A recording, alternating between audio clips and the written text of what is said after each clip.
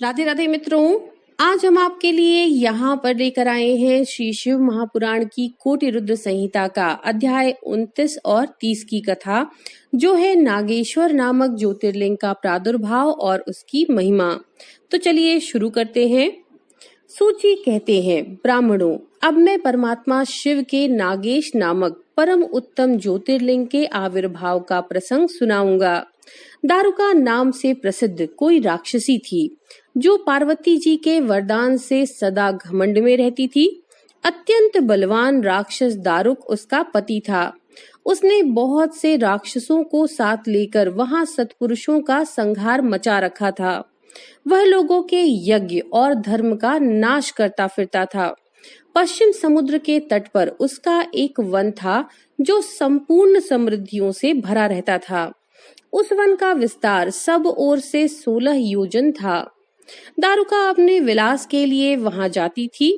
वहीं भूमि, वृक्ष और अन्य सब उपकरणों से युक्त वह वन भी चला जाता था। देवी पार्वती ने उस वन की देखरेख का भार दारुका को सौंप दिया था। दारुका अपने पति के साथ इच्छानुसार उसमें विचरण करती थी। राक्षस दारुक अपनी पत्नी दारुका के साथ वहां रहकर सबको भय देता था। उससे पीड़ित हुई प्रजा ने महर्षि और्व की शरण में जाकर उनको अपना दुख सुनाया।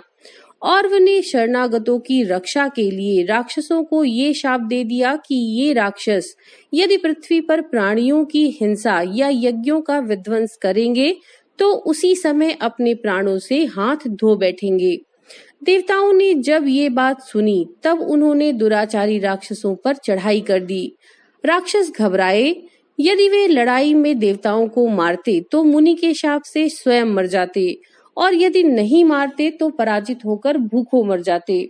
उस अवस्था में राक्षसी दारुका ने कहा कि भवानी के वरदान से मैं इस सारे वन को जहां चाहूं ले जा सकती हूँ। यो कहकर वह समस्त वन को ज्यों का त्यों ले जाकर समुद्र में जा बसी। राक्षस लोग पृथ्वी पर न रहकर जल में निर्भय रहने लगे और वहां प्राणियों को पीड़ा देने लगे। एक बार बहुत सी नावें उधर आ निकली, जो मनुष्यों से भरी थीं। राक्षसों ने उसमें बैठे हुए सब लोगों को पकड़ लिया और बेड़ियों से बांधकर कारागार में डाल दिया। वे उन्हें बारंबार धमकियां देने लगे।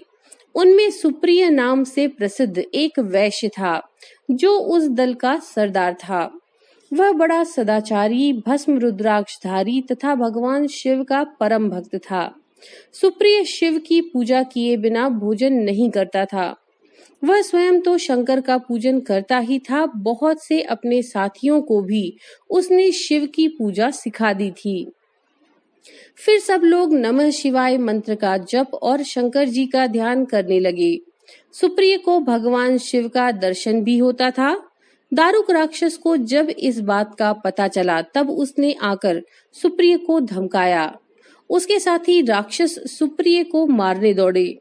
उन राक्षसों को आया देख सुप्रिय के नेत्र भय से कातर हो गए। वह बड़े प्रेम से शिवजी का चिंतन और उनके नामों का जप करने लगा। वैश्यपति ने कहा, देवेश्वर शंकर, मेरी रक्षा कीजिए। कल्याणकारी त्रिलोकीनाथ, दुष्ट हंता भक्तवत्सल शिवजी, हमें इस दुष्ट से बचाइए। हे देव, अब आप ही मेरे सर्वस्व हैं। हे प्रभु, मैं आपका ही हूँ, आपके अधीन हूँ और आप ही सदा मेरे जीवन एवं प्राण हैं। सूची कहते हैं, सुप्रिय के इस प्रकार प्रार्थना करने पर भगवान शंकर एक विवरस से निकल पड़े। उनके साथ ही 4 दरवाजों का एक उत्तम मंदिर भी प्रकट हुआ। उसके मध्य भाग में अद्भुत ज्योतिर्मय शिवलिंग प्रकाशित हो रहा था। उसके साथ शिव परिवार के सब लोग विद्यमान थे। सुप्रिय ने उनका दर्शन करके पूजन किया। पूजित होने पर भगवान शंभु ने प्रसन्न हो स्वयं पाशुपतास्त्र लेकर प्रधान राक्षसों, उनके सारे उपकरणों तथा सेवकों को भी तत्काल ही नष्ट कर दिया, और उन दुष्ट हंता शिवजी ने अपने भक्त सुप्रिय की रक्षा की।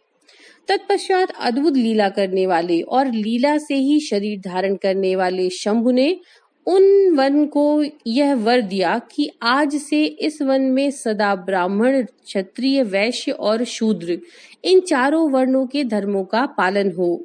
यहाँ श्रेष्ठ मुनि निवास करें और तमोगुणी राक्षस इसमें कभी न रहें।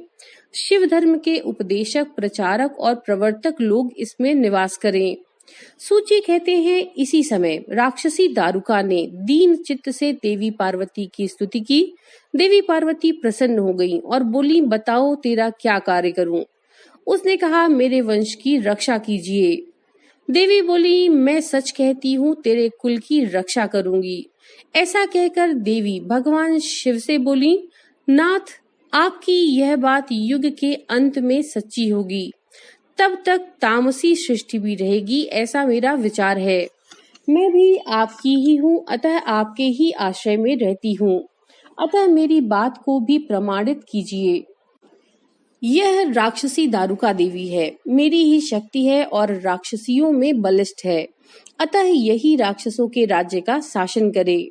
ये राक्षस पत्नियां जिन पुत्रों को पैदा करेंगी वे सब मिलकर इस वन में निवास करें, ऐसी मेरी इच्छा है। शिव जी बोले, प्रिय, यदि तुम ऐसी बात कहती हो तो मेरा वचन सुनो। मैं भक्तों का पालन करने के लिए प्रसन्नता पूर्वक इस वन में रहूंगा। जो पुरुष यहाँ वर्ण धर्म के पालन में तत्पर हो, प्रेम पूर्वक मेरा दर्शन करेगा, वह चक्रवर्ती राजा होगा। कलयुग के अंत और सतयुग के आरंभ में महासेन का पुत्र वीरसेन राजाओं का भी राजा होगा। वह मेरा भक्त और अत्यंत पराक्रमी होगा और यहाँ आकर मेरे दर्शन करेगा। दर्शन करते ही वह चक्रवर्ती सम्राट हो जाएगा। सूची कहते हैं, ब्राह्मणों, इस प्रकार बड़ी बड़ी लीलाएं करने वाले वे दंपति परस्पर हास्ययुक्त वार्तालाप करके वहां स्वयं स्थित हो गए।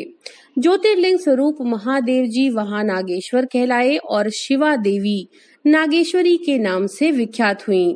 वे दोनों ही सत्पुरुषों को प्रिय हैं। इस प्रकार ज्योतिर्लिंगों के स्वामी नागेश्वर नामक महादेव जी ज्योतिर्लिंग के रूप में प्रकट हुए। वे तीनों लोकों की संपूर्ण कामनाओं को सदा पूर्ण करने वाले हैं। जो प्रतिदिन आदर पूर्वक नागेश्वर के प्रादुर्भाव का यह प्रसंग सुनता है, वह बुद्धिमान मानव महापातकों का नाश करने वाले संपूर्ण मनोरथों को प्राप्त कर लेता है। तो ये थी अध्याय 29 और 30 की कथा कोटि रुद्र संहिता से। नमो नारायण।